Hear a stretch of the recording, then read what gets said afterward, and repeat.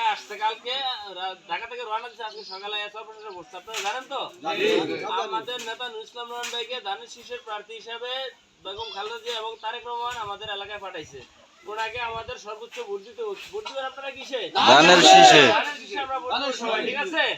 আমাদের আত্মীয় স্বজন প্রতিবেশী যারা আছে আমরা আজকে থেকে সবার কাছে ভোট চাইবো কার জন্য নেতার জন্য আর ধানের শীষে ভোট দিলে আমাদের এলাকার কাজ হবে আমাদের দেশীয় ছেলে আমাদের দেশীয় সন্তান নুরুল ইসলাম রহমান ভাই